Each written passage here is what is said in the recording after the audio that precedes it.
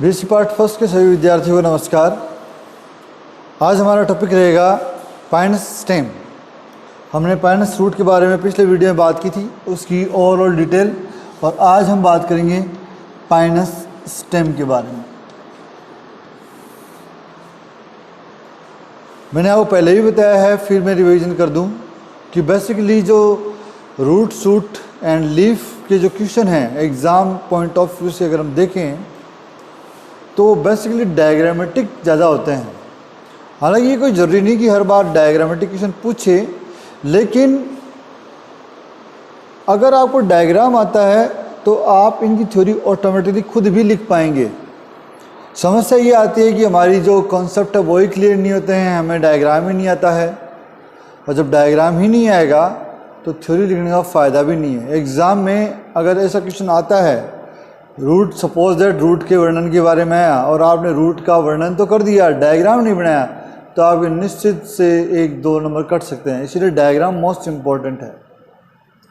Pinus stem की जहाँ तक बात करें तो लीफ स्केयर की वजह से, क्योंकि जो पर्ण होती है वो अपना चिन्ह छोड़ जाती है, उसकी वजह से तना जो होता है वो लहरदार होता है। बाहर जो एपिडर्मिस है वो खुरदरी हो जाती है, लहरदार अपीयरेंसेस शो करती है। इस प्रकार से मतलब स्मूथली राउंडेड स्ट्रक्चर नहीं है, आप ये कह सकते हैं। काफ़ी मोटा होता है, लंबा होता है और रफ होता है। पूरा का पूरा जो पार्ट है वो बेसिकली ग्राउंड टिश्यू में विभाजित है, कॉर्टेक्स कहलाता है हालांकि, और वेस्कुलर बंडल की जो पोजीशन है वो बिल्कुल सेंट्रल है, एक रिंग के रूप में पाए जाते हैं। वेस्कुलर बंडल हमेशा 5 से 7 होते हैं। इनकी व्यवस्था या फिर कहें अरेंजमेंट जो है वो डाइकोट के समान है। जिस प्रकार से डाइकोट पौधे के अंदर व्यवस्था होती है, ठीक लगभग वैसी ही व्यवस्था आपको यहाँ पर देखने को मिलती है। कुछ इस प्रकार से पूरे के अंदर रेजिन एंड टेनिन सेल बिखरी हुई होती है। इसके लिए जाने जाते हैं, ये यहाँ पर है, और बीच में पिथ प्राइमरी मेडुलरी ये पाए जाते हैं। अगर हम जनरली देखें तो ये एपिडर्मिस है। एपिडर्मिस जो कि बेसिकली सिंगल लेयर्ड है, सिंगल लेयर से बनी हुई है। ये कॉर्टेक्स है, इसमें पेरेन्काइमेटस सेल्स ज़्यादा हैं, प्लस में रेजिन और टेनिन सेल जो है वो बिखरी हुई अवस्था में पाई जाती हैं। पेरेन्काइमा जो पेरिसाइकिल है, एंडोडर्मिस है, उसकी स्थिति ज़्यादा क्लियर नहीं है, क्योंकि यहाँ पर वो स्पष्ट रूप से दिखाई नहीं देती है। वेस्कुलर बंडल को अगर हम देखें तो वेस्कुलर बंडल कुछ इस प्रकार का है। बाहर की ओर फ्लोएम है और नीचे यानी सेंटर की ओर जाइलम है। फ्लोएम में सह कोशिकाएं नहीं पाई जाती हैं, सह कोशिका का अभाव होता है, एब्सेंट होती हैं, और इसमें वाहिकाओं का अभाव होता है। ये दोनों आप नोट कर लें। इसके अलावा सारे टिश्यू जो हैं वो प्रेजेंट है। बीच में कैम्बियम है, और कैम्बियम पूर्ण कालिक है। इट मीन साइकस की तरह ये नहीं कि हर बार बनती हो बिगड़ती हो। एक बार जो कैम्बियम बन गई वो लाइफ टाइम बनी रहती है।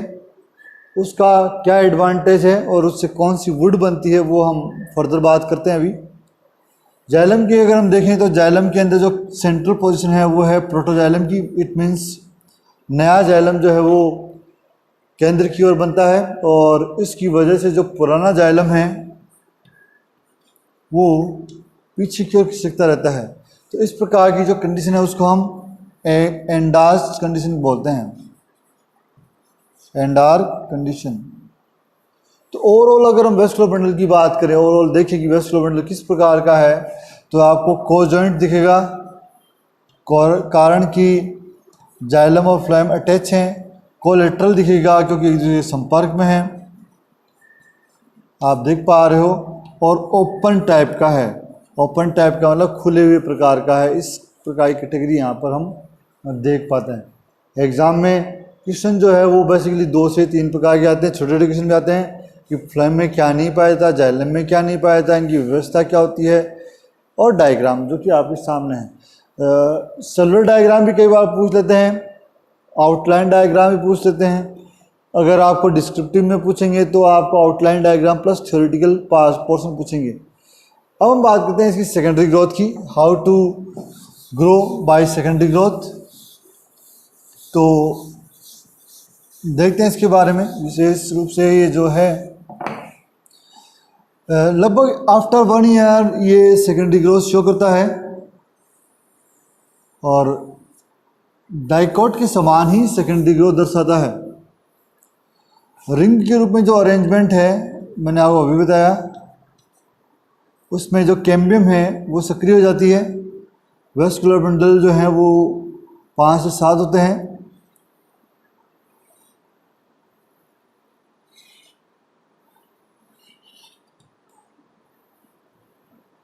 पॉलीआर्क कंडीशन है। ये इनकी कैम्बियम जो कि 1 साल बाद सक्रिय हो जाती है,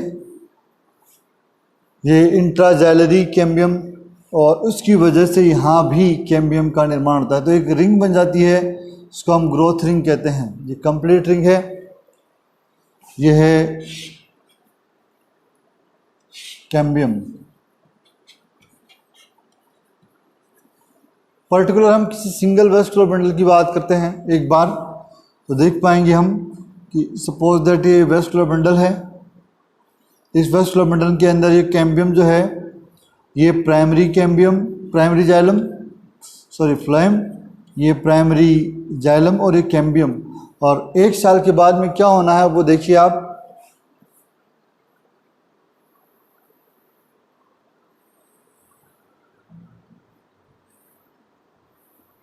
प्राइमरी फ्लेम जो है वो बाहर खिंच जाता है, सेकेंडरी फ्लेम का निर्माण हो जाता है, सेकेंडरी जाइलम बनता है, सेकेंडरी प्राइमरी जाइलम नीचे खिसक जाता है। ये ग्रोथ जो है वो कंटिन्यूस जारी रहती है, साल में 2 बार होती है, एक बार समर में, स्प्रिंग में, और एक बार विंटर में। तो इससे विंटर वुड का निर्माण होता है और स्प्रिंग वुड का निर्माण होता है। कंटिन्यूस इस प्रकार से वृद्धि होती रहेगी, तो ये बाहर की ओर, ये अंदर की ओर वृद्धि करेंगे, और आपको ओवरऑल जो स्ट्रक्चर देखने को मिलेगी आफ्टर फ्यू ईयर, वो आपको इस प्रकार की देखने को मिलेगी।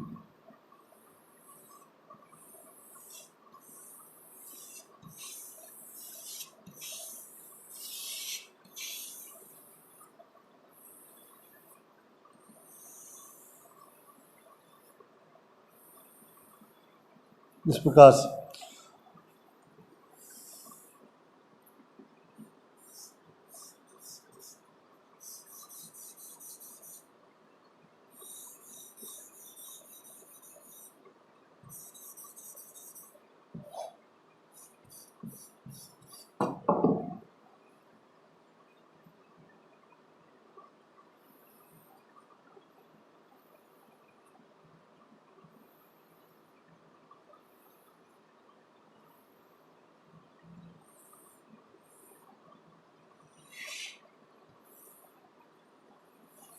जी, यहाँ पर ये जो है वो एनुअल रिंग्स बन गई है। इसके अंदर 1 2 3 को गिनकर हम पौधे की एज ज्ञात कर सकते हैं। पौधे की एज ज्ञात करने वाली ब्रांच डेंड्रोक्रोनोलॉजी कहलाती है।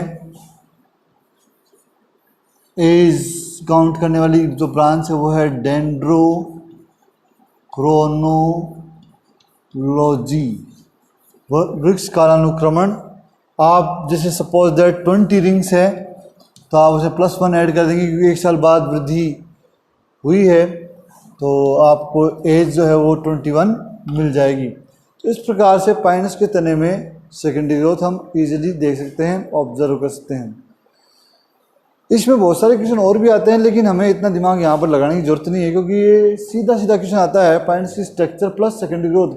तो बुक में अगर हम देखें तो बहुत ज़्यादा एक्स्ट्रा मैटर दे रखा है, उस एक्स्ट्रा मैटर का हमें कुछ लेना देना नहीं है। आप सिंपली इतना याद कर लीजिए, सफिशिएंट है। ठीक है, आज के वीडियो में इतना ही। अगर आपको वीडियो अच्छा लगे तो लाइक, सब्सक्राइब और शेयर करें। धन्यवाद, थैंक यू।